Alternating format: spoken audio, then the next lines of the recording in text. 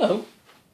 So in this video we're going to look at an example of hypothesis testing for a population proportion.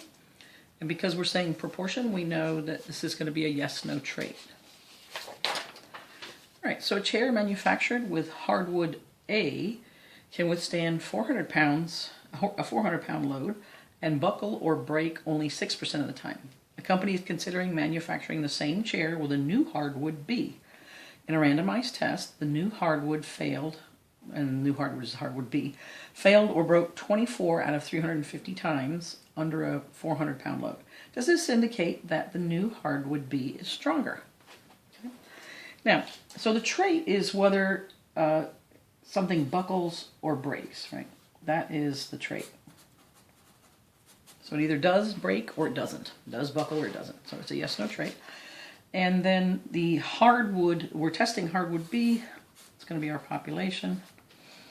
And 6% is our P. 350 is our sample size. 24 is not a number that we're actually using by itself, but our sample proportion is 24 out of 350, which is 0.06857, and I'm going to use 0.069. So let me just mention something here. If you're in my online class, you probably have to go out this many decimals, 0.06857. The book just seems to require that. But if you're in my face-to-face classes, 0.069 is fine. So if you're in my online class following this, you'd want to use this number that goes out very far, as opposed to anytime I'm using this number. All right, then they ask, does this indicate that the new hardwood B is stronger? Now that word helps me with my alternative. Because if the hardwood B is stronger, it'll break less often. Less often. So you'd say the proportion of times that hardwood B buckles under a 400-pound load is less than 6%. Okay. So in my info box, I would write P equals 0.06, N is 350, P hat is 0.069. Okay. All right. So now we're ready to actually write our hypotheses. And for the null, H sub O, I would write P equals 0.06. And then for the alternative, which is H sub A, I write P is less than 0.06. Now remember, this is a sentence, right? This is the proportion or the percent of times hardwood B buckles is less than 6%. So I'll write that up here. The percent of times, I'll just say wood B buckles is less than 6%, right? Now why am I translating the alternative? Because later on, so I'm jumping forward, when you write your sentence for the conclusion, your conclusion is always in terms of the alternative, right? And so if you notice the structure, it's almost exactly the same except for you have strong versus not enough. And then you want to use this in context, so I'm already translating it. All right, so now let's go ahead and check conditions, which we need to do before we can say, I know the distribution of expected samples I should see. So we would say here, independent. So if one piece of wood B breaking isn't going to affect another, right? One piece of wood B breaking or buckling won't affect whether another one will, right?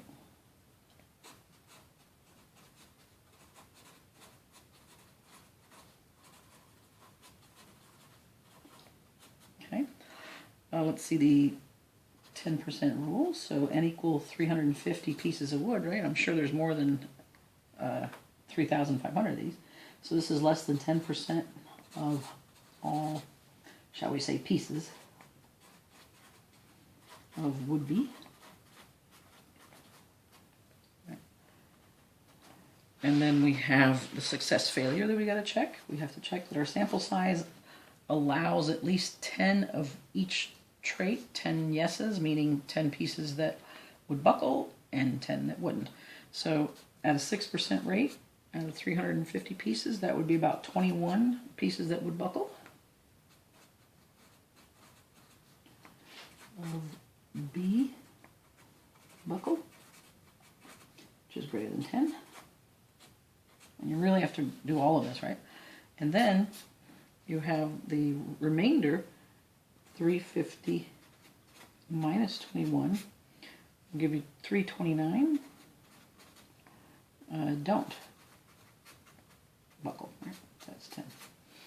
All right, and finally, they tell you this is a randomized test. If it's not, assume it's randomized. Okay, yep, it's a randomized test.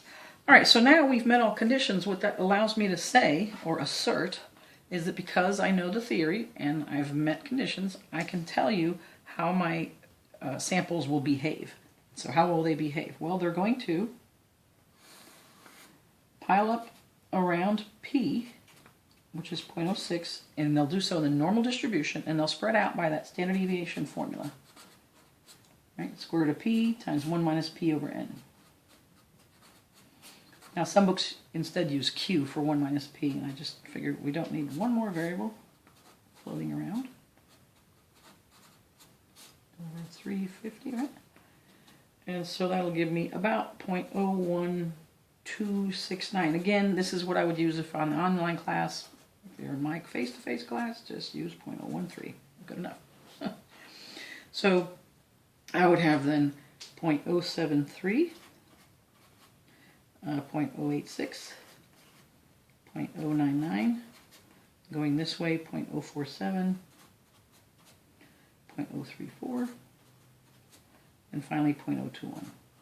Right? So I'm taking this standard deviation and adding it 3 times and subtracting it 3 times. So essentially what this distribution means is that if it's true that the percent of times that the truth about the entire population of hardwood bee is that it buckles about 6% of the time, then 68% of my samples would show that somewhere between 4.7 and 7.3% of the time they'll buckle. And 95% of all samples will show that somewhere between 3.4 and 8.6% of the times that hardwood bee will buckle. So on and so forth. So using the empirical rule. So now that I've got my model set up, and again, my model is based on the null I'm testing. So then I take a sample, I actually go into reality. Now that I've got what I think is happening, I'm going to test it with a real sample that I take, and I get 24 out of 350, right? So my p-hat is about 0.069. Now 0.069 would be right about, I don't know, somewhere in here, right? All right, so let's say somewhere in here. And then, let's see, here's my alternative. To know which way to shade, as long as I wrote this in a sentence, where the P comes first. This tells me which direction to shade. I shade less than. So I'm here, and I'm going to shade this way. Now, you can tell right away your p-value, right, is going to have to be more than 50% because you've already shaded more than half the curve, which means I already know I'm not going to reject the null. But we have to continue and find the actual p-value, or the probability of getting the sample I got. So let's go ahead and do that. So now I'm calculating the p-value. So I'm testing this hypothesis. This is essentially where I calculate the p-value. Right? So I'm going to say, okay, how far, so let's go back to here. I would end up saying, well, what is this? This is 34 out of 350. So the reason I'm putting this here again is sometimes people don't do this the problem like I do. I kind of done it in my info box and up here, but if you don't, a lot of people do it here at this step. So I'm just doing it this step for continuity here. So 0.069, and again, you may have to go way more, include much more precision. Now I'm going to find the probability of getting that sample, assuming the null is true. So that's z-score normal CDF, always. So z would be how far is my sample from the mean over the standard deviation, right? So that's going to be 0.069. How far is that from 0.06 over 0.013? Right, so that was my standard deviation. Again, you may have to use the much more precise values, may have to use that. And when I do this, I'm going to get 0.70866, right? Now, hopefully that makes sense, because you can see 0.70866 is not even one standard deviation away from the mean in the positive direction. So you can see that's about right. Now, because of our shading, we're going to have to go from negative infinity to that z-score, which is negative 100 standard deviations to that z-score. So I don't use the z-tables. I just go normal CDF from negative 100 to 0.70866. Okay, and when I do that, I get an enormous p-value. I get 0.7607.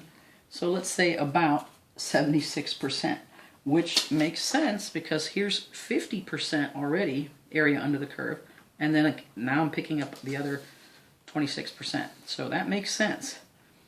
All right. Now, what is that really telling me? Why am I getting such a high p-value? Well, what it's saying is, remember my model. It's supposed to predict what's going to happen, meaning what kind of sample I'm going to get. Now, if my model is good, that means it predicts at a very high rate. Well, in this case, it predicted at a super high rate, which means that most likely the null is true, that hardwood B buckles about 6% of the time, not less than 6% of the time. Now, the reason I got such a super high p-value is essentially the mathematics is trying to tell me, look, you were perhaps hoping that this new hardwood was better than the old hardwood, and so you were hoping that it would buckle less than 6% of the time. But that's so not true, or so not likely, that I'm giving you a super high p-value to tell you this is really, really, really, really not likely to be true. And so this is likely to be true. So anyway, that's the idea here. So because we got such a super high p-value, comparing the p-value 76% to the significance level alpha, which is 5%, right? We failed to reject the null, right? We said our model predicted what was going to happen at such a fantastic rate. Our model is good. And when I say our model, I mean our null, because this is our null, right? So our model, or our null, is likely to be true, extremely likely to be true. So what's not likely to be true? The alternative. So it's not likely the alternative is true. So now I don't reject the null, and now I have to write my sentence. Now, if I think the alternative is not likely to be true, would I say there's strong evidence for it or not enough evidence for it? Well, I would say there's not enough evidence for it. Right? So now I just have to come in here and translate this in context. And remember, at the very beginning, I said, look, if you translate the alternative, it's basically saying the percent of times the wood B buckles is less than 6%. Right? Then I would say there's not enough evidence that the proportion or percent of times wood B buckles is less than